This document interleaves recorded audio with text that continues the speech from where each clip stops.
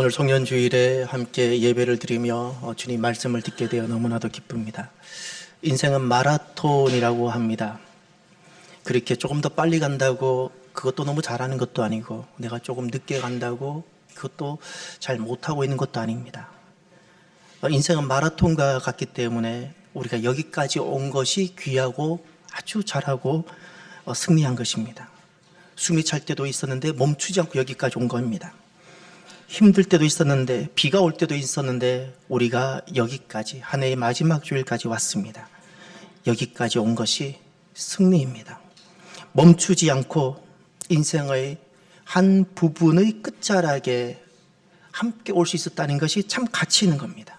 함께 여기에 가능했고 하나님 은혜가 가능하게 했습니다. 한 해의 끝자락에 서 있는 우리 모두는 한 분 한 분들이 다 승리자입니다. 주님께서는 주님을 위해 섬기며 헌신했던 우리 모든 것들을 기억하시며 우리에게 새로운 은혜와 새로운 삶을 넘치도록 풍성하게 할 것입니다. 오뚜기 그룹 CEO 메시지를 보면 이렇게 기록되어져 있습니다. 어려운 이웃과 약자를 위한 관심에도 귀 기울여 기업의 또 다른 사회적 책무인 사회공헌 활동도 지속해 나갈 것을 약속합니다. 기업의 목적하면 이윤 창출이라고 보편적으로 알고 있는데, 놀랍게 오뚜기 기업은 그것만이 아니라 또 다른 목적을 가지고 있습니다.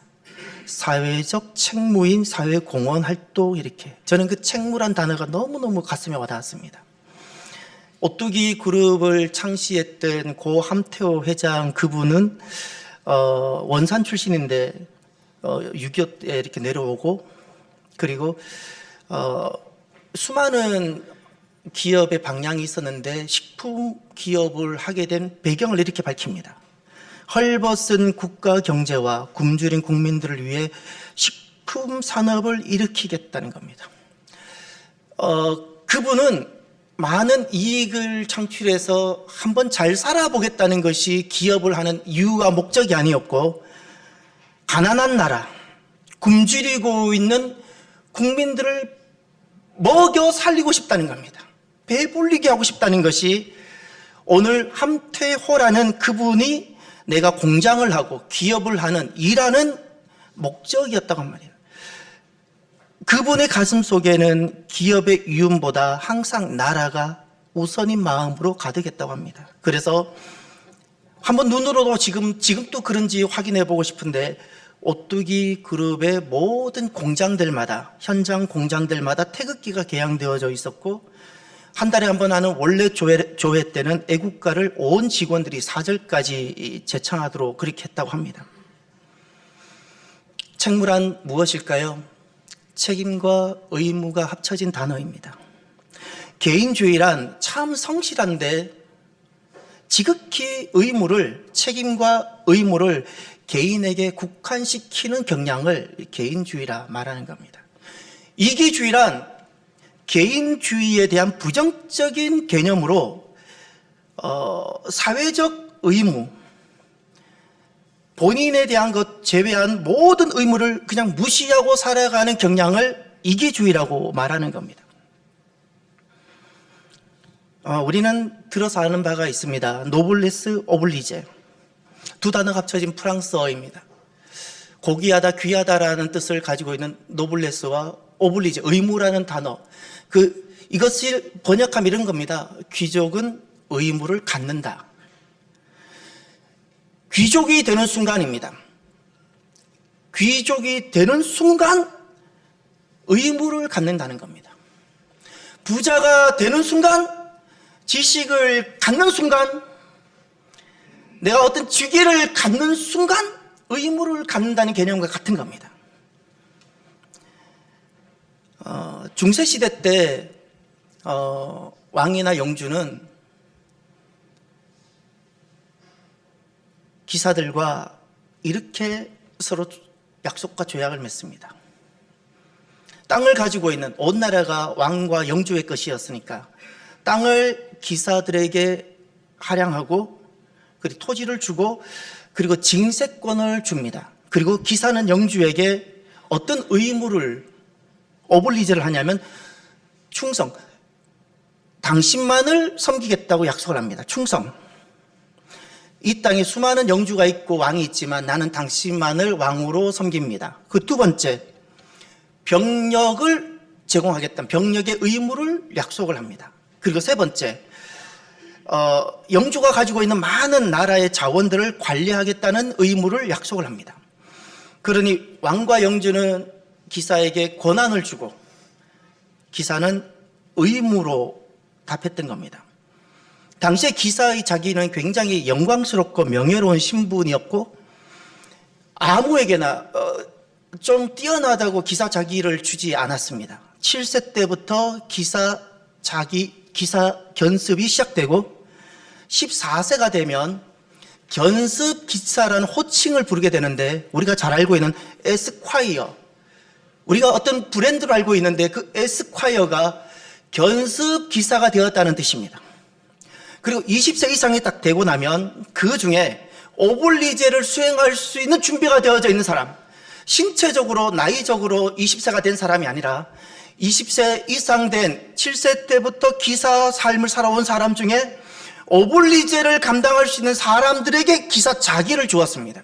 20세가 넘고 40세가 되어도 자기만을 위해 살아가는 사람에게는 기사 자기를 수여하지 않았고 사회적, 국가적 오블리제를 당연하게 준비하고 감당하는 사람들에게 영주는 칼을 가지고 어깨에 이렇게 때리면서 기사 자기를 수여합니다. 그래서 기사가 되는 순간 의무를 갖습니다. 그 당시 기사에게 가장 핵심적인 가치는 첫 번째가 충성입니다. 주군에게의 충성. 그리고 두 번째 명예입니다. 내가 좀 더 잘 살고 많은 것을 획득하는 것이 가치가 아니고 명예입니다. 특별히 어떤 상황의 명예인가? 전쟁 또는 전장이라는 아주 최악의 상황에서의 명예입니다.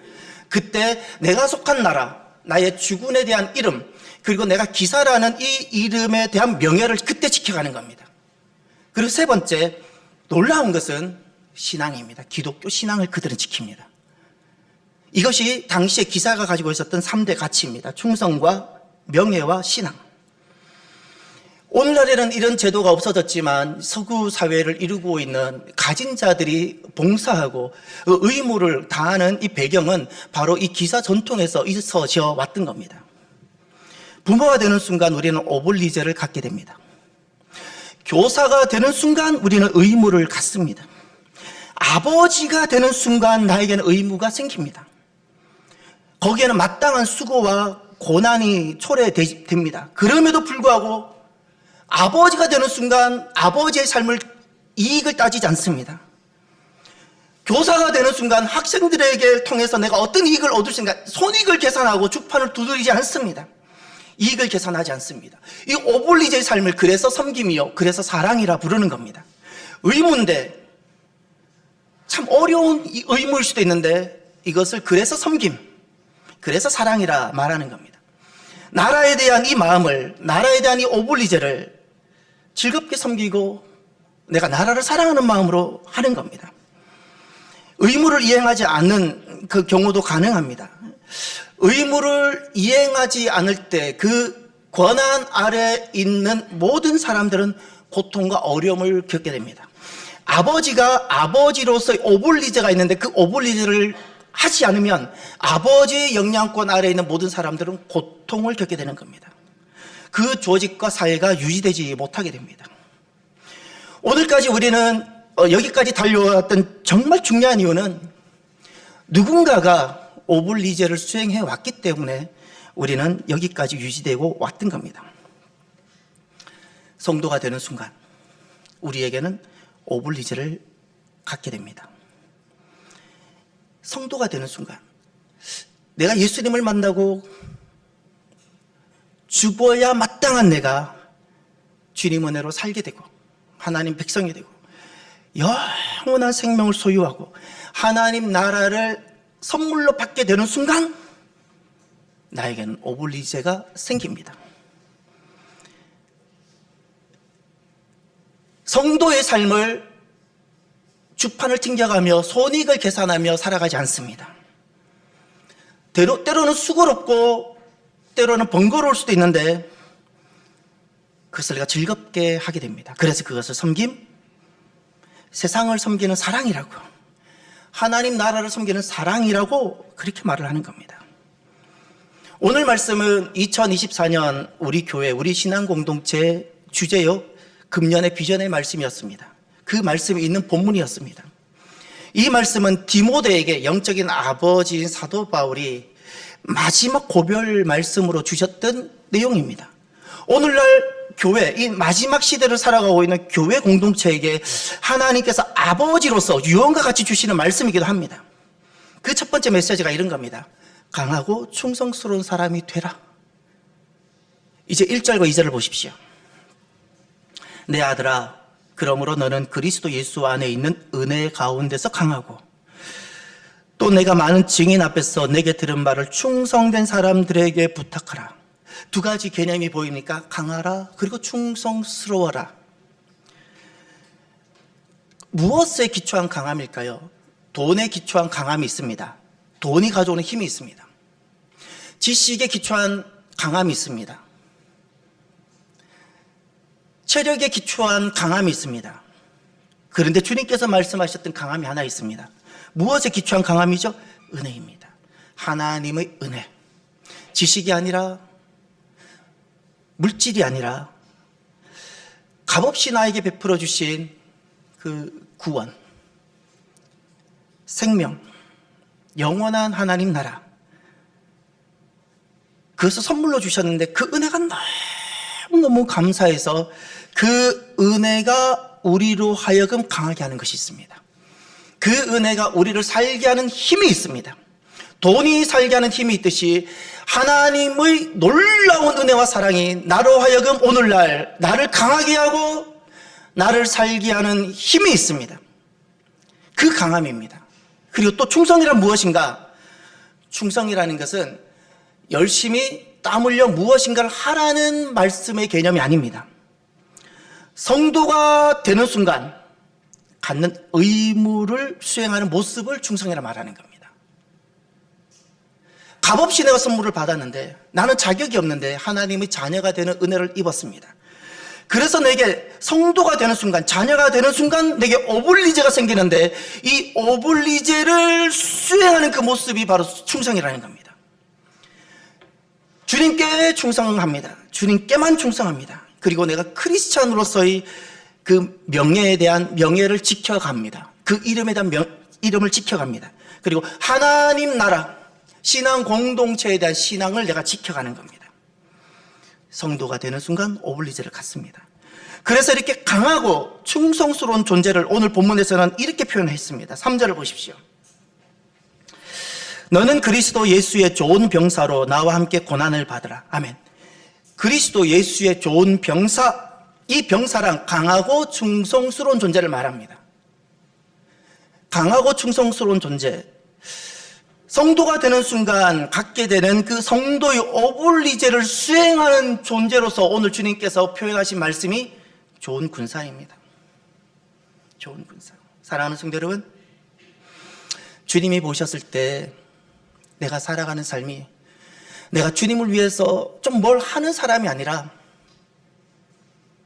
내가 삶에 여유가 있으니까 내가 무엇인가를 하는 사람이 아니라, 내게 베풀어 주셨던 그 은혜와 사랑이 너무너무 감사해서, 성도가 된 은혜가 너무 기쁘고 감사해서, 하나님 나라를 선물로 받은 것이 너무너무 감사해서 내게 주어진 오블리제를 즐겁게 수행해 나가는 사람으로 주님께서 보여지게 되시길 바랍니다. 그게 복이 됩니다. 무엇을 하는 사람이 아니고요, 그 은혜가 너무 감사해서 오블리제를 수행하는 사람, 주님이 보셨을 때 그리스도의 좋은 군사가 되십시오. 강하고 충성스러운 사람이 되십시오. 그리고 두 번째, 그러면 섬김이란 도대체 무엇일까요? 내가 누군가를 도와주고 내가 누군가의 발을 닦아주는 것이 섬김이라고 생각하십니까? 내가 무엇인가를 내 손으로 더 하는 것이 섬김일까요? 그렇지 않습니다. 세상에서는 내 것 가지고 뭘 도와주는 것을 섬김이라 말을 합니다. 사랑이라 말을 합니다. 놀랍게도 주님은 이렇게 말씀합니다. 성도로서의 오블리주를 수행하는 것이 섬깁니다. 주님께서 우리를 섬겨주셨죠. 이 땅에 오신 주님의 목적과 의무가 있었는데 그것이 우리를 섬겨주시는 주님께 십자가는, 그리스도께 십자가는 우리를 향한 오블리주였어요. 그것을 즐겁게 주님은 감당해 주셨어요. 그것을 주님은 섬김이라 말씀하셨어요. 이제 3절 한번 보십시오. 너는 그리스도 예수의 좋은 병사로 나와 함께 고난을 받으라. 나와 함께 고난을 받으라. 이 오블리주의 삶에는 고난이 따라올 수 있습니다. 수고가 따라올 수 있습니다. 힘들 수가 있습니다. 그런데 내가 자원하며 합니다. 어머니의 삶은 수고가 있습니다. 어려움이 따라옵니다. 지난날 내가 혼자 결혼 생활 전에 내가 살아갔던 삶을 내가 유지하지 못할 수도 있습니다. 그런데 내가 자원하여 계산하지 않고 이 길을 내가 갈아갑니다. 이것이 섬김입니다. 이것이 사랑입니다. 4절을 보십시오. 병사로 복무하는 자는 자기 생활에 얽매이는 자가 하나도 없나니 이는 병사로 모집한 자를 기쁘게 하려 함이라. 병사로 복무하다, 이 표현은 오블리주를 수행하고 있는 사람의 모습을 말합니다. 그런데 특징이 하나 있습니다. 자기 생활에 얽매이지 않는다. 섬김이란 성도의 오블리주를 수행하는 것이 섬김인데 영역이 확장된다고 말씀하셨습니다. 내가 성도가 되기 전에, 주님의 은혜와 사랑을 입기 전에는 영역이 나였습니다. 나라는 세계관을 벗어나지 못합니다. 나라는 영역이 제일 확장된 개념이 가정입니다. 가정의 세계관에서 벗어나지 못했습니다. 일을 하는 이유도 나와 가정을 위해서, 밥을 먹는 이유도 나와 가정을 위해서, 단 한 번도 나에게는 사회적 국가적 의무를 생각해 본 적이 없습니다. 그것은 안 하면 안 할수록 좋은 겁니다. 단 한 번도 하나님 나라에 대한 의무를 내가 생각해 본 적이 없습니다. 그냥 앞으로 나의 노후와 내 자녀만 생각하며 살아왔습니다. 그런데 정말 주님을 만나고 나면 영역이 확장됩니다. 나에서 교회로 바뀝니다. 가정에서 하나님 나라로 확장이 됩니다. 그 하나님 나라 안에 내가 있고 가정이 있고. 세 번째, 섬김이란 무엇일까요? 성도로서의 오블리주를 수행하는 것인데 5절을 보십시오. 경계하는 자가 법대로 경계하지 아니하면 승리자의 관을 얻지 못할 것이며, 여기서 경계하는 자라는 것은 성도로서 오블리주를 수행하는 예수의 좋은 군사의 또 다른 표현입니다. 그런데 특징이 하나 있습니다. 법대로라고 그랬어요. 법대로. 이것은 기준의 변화를 말하는 겁니다. 성도가 되기 전에 그냥 나로서 인생을 살아가고 있을 때는 기준이 나였습니다. 그런데 성도가 되고 나면 성도로서 오블리주를 수행하는 것을 섬김이라 부르는데, 언제 섬김이 되는가? 내가 누군가를 도와주는 것이 선이 아닙니다. 내가 어려운 사람을 구제하는 것이 선이 아닙니다. 하나님의 뜻을 수행하는 것이 오블리주고 그것이 선인 겁니다. 기준입니다. 기준이 나에서 주님으로, 내 개인의 뜻에서 하나님의 뜻인 말씀으로 기준이 옮겨가게 되는 겁니다. 이것이 법대로입니다. 이것을 섬김이라 부르는 겁니다. 마지막 6절 한번 보십시오. 수고하는 농부가 곡식을 먼저 받는 것이 마땅하니라. 여기 수고하는 농부, 이것은 성도로서 오블리주를 수행하고 있는 사람에 대한 또 다른 표현입니다. 예수의 좋은 군사의 또 다른 모습들을 그냥 표현해 주신 겁니다. 여기는 약속을 해 주셨습니다. 성도로서의 오블리주를 수행하고 있는 그 섬김의 삶을 살아가는, 사랑의 삶을 살아가는 그들에게 주님께서 먼저 곡식을 받는 것이 마땅하다, 반드시 열매와 결실이 있을 거라고 우선적으로 약속해 주셨습니다. 이것이 주님의 말씀이고 약속입니다. 사랑하는 성도 여러분, 오블리주의 삶은 계산하지 않는 삶입니다. 손익을 따져가며 나에게 무엇인가가 돌아올 것이 있고 내가 계산했을 때 이익이 있는 그 길을 따라가는 삶이 아니라, 받은 은혜, 받은 사랑이 너무 감사해서 마땅히 내게 시작된 의무의 삶, 오블리주의 삶을 살아가는 삶, 그것이 복입니다. 오블리제의 삶을 살아갈 수 있는 것이 복입니다. 오블리제가 없는 것이 참 슬픔입니다. 내가 누군가를 계산하지 않고 섬길 수 있는 대상이 있다는 것이 얼마나 행복인지 모릅니다. 내가 누군가를 조건 없이 사랑할 수 있다는 것이 얼마나 기쁨인지 모릅니다. 오블리제의 삶을, 이것이 수고로울 수도 있고 어려울 수도 있지만 오블리제의 삶을 살아가는 이것이 섬김이고 이것이 사랑이고 여기에 복이 있습니다. 끝으로 무엇이 가장 명예로운 삶일까요? 우리는 잠깐 한순간을 살아가는데 무엇이 나의 삶을 가장 가치 있게 할까요? 오블리제의 삶입니다. 9절을 보십시오. 복음으로 말미암아 내가 죄인과 같이 매이는 데까지 고난을 받았으나 하나님의 말씀은 매이지 아니하니라. 지금 사도 바울이 살아가고 있는 섬김과 사랑의 삶인 오블리제의 삶을 보여주고 있습니다. 사도 바울은 죄인과 같이 매이는 데까지 고난을 받게 됩니다. 그가 살아가는 오블리제의 삶입니다. 얼마나 어려웠겠습니까? 얼마나 마음이 아팠겠습니까? 얼마나 몸이 아팠겠습니까? 그런데 그 다음 말씀을 보십시오. 하나님의 말씀은 매이지 아니하니라. 할렐루야. 반드시 이루어진다는 겁니다.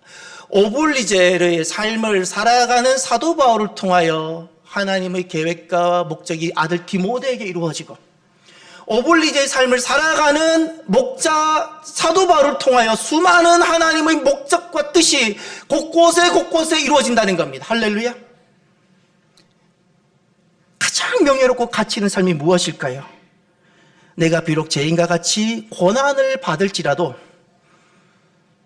내가 오블리제의 삶을 살아가는 그것이 인생으로서는 가장 가치 있고 아름답고 명예로운 삶입니다. 10절을 보십시오.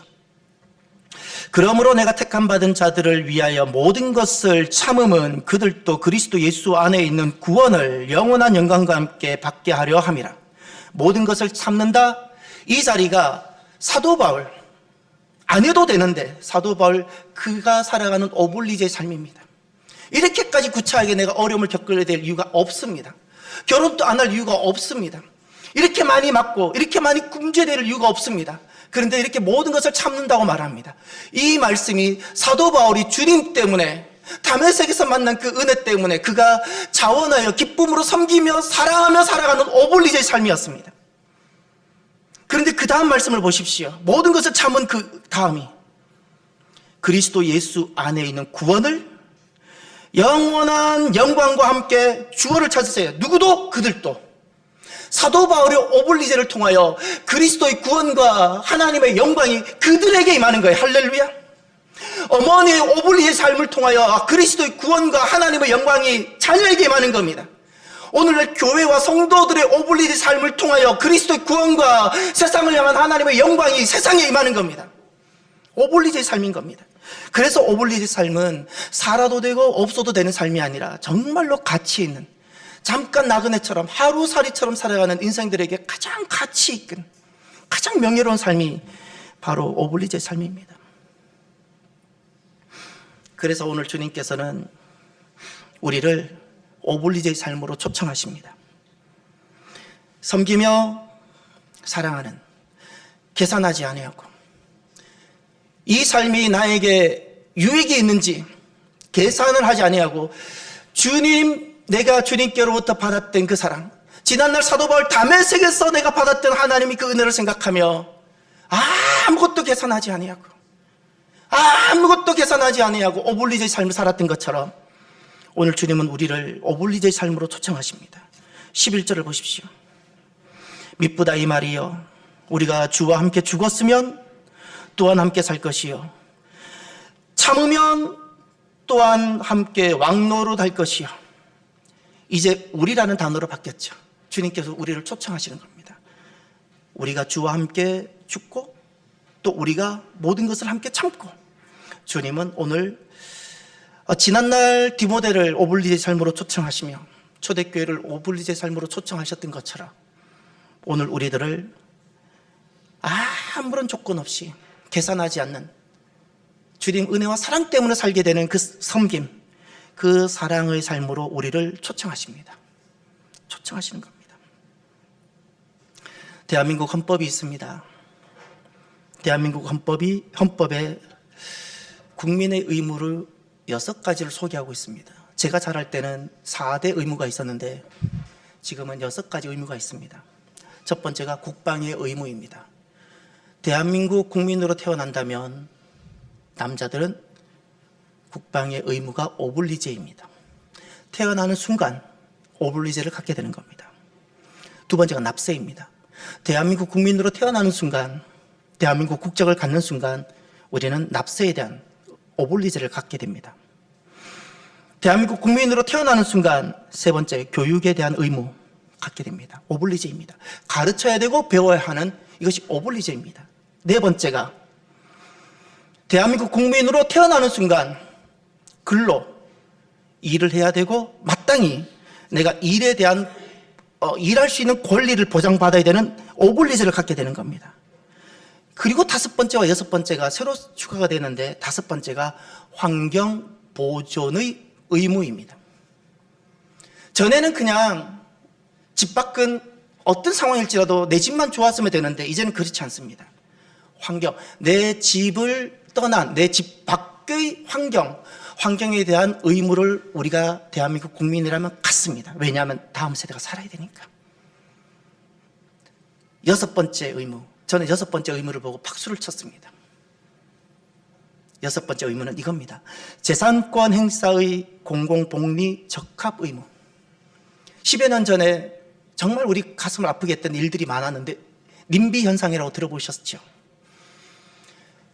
그 어떤 모든 것이 나에게도 필요한데 그러나 내 땅, 우리 집에는 못한다는 겁니다.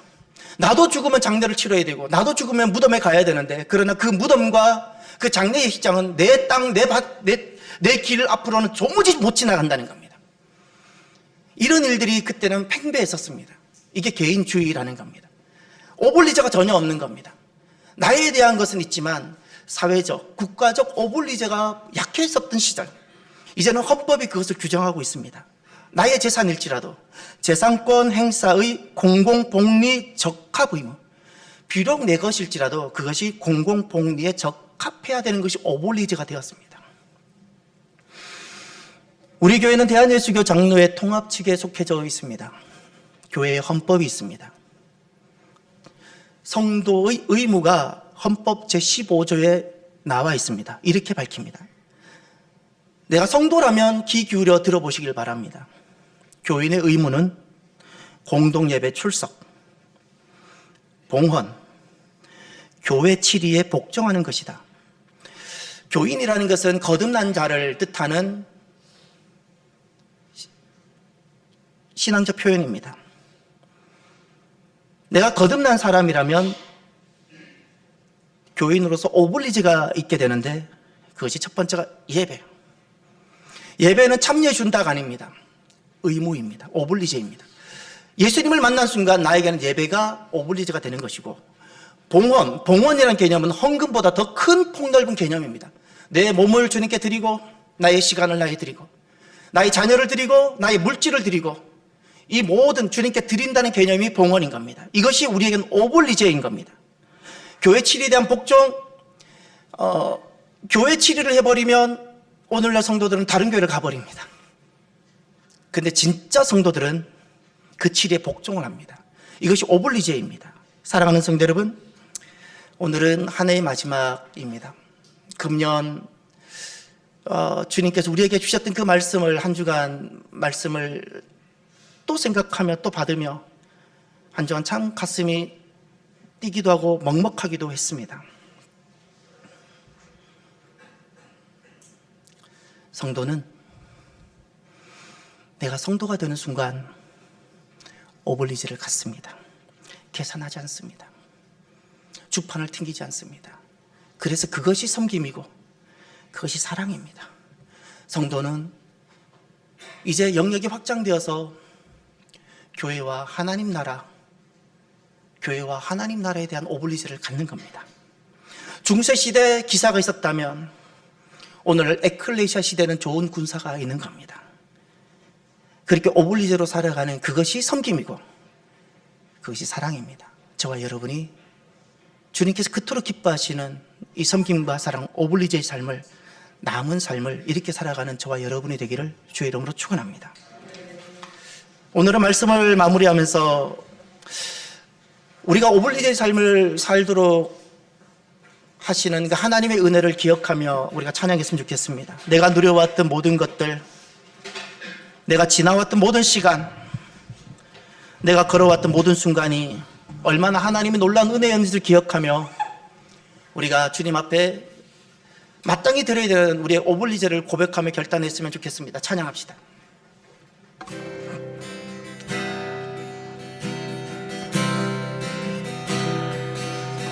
내가 누려왔던 모든 것들이, 내가 지나왔던 모든 시간이, 내가 걸어왔던 모든 순간이 당연한 것 아니라 은혜였소. 아침에 해가 뜨고 저녁에도 봄의 꽃향기와 가을의 열매, 변하는 계절의 모든 순간 당연한 것 아니라 은혜였소. 모든 것이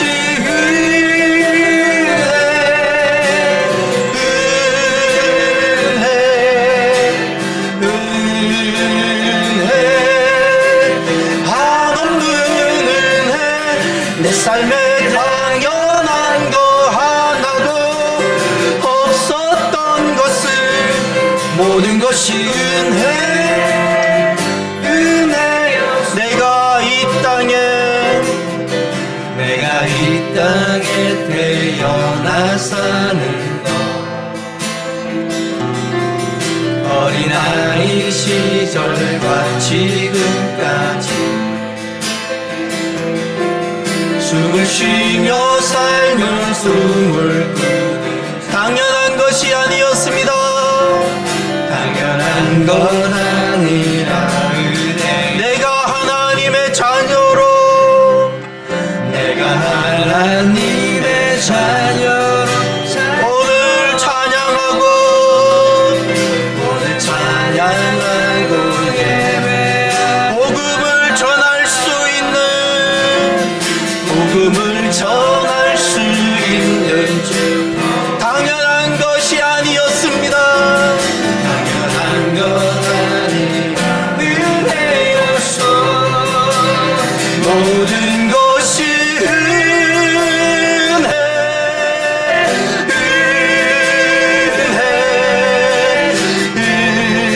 은혜, 한없는 은혜.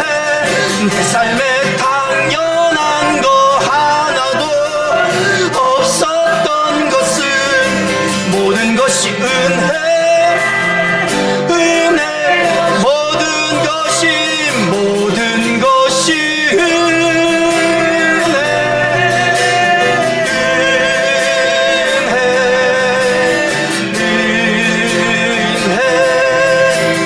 한없는 은혜. 내 삶에 당연한 거 하나도 없었던 것을, 모든 것이 은혜, 은혜였소. 우리가 살아가면서 가장 기쁜 것은 주님의 은혜를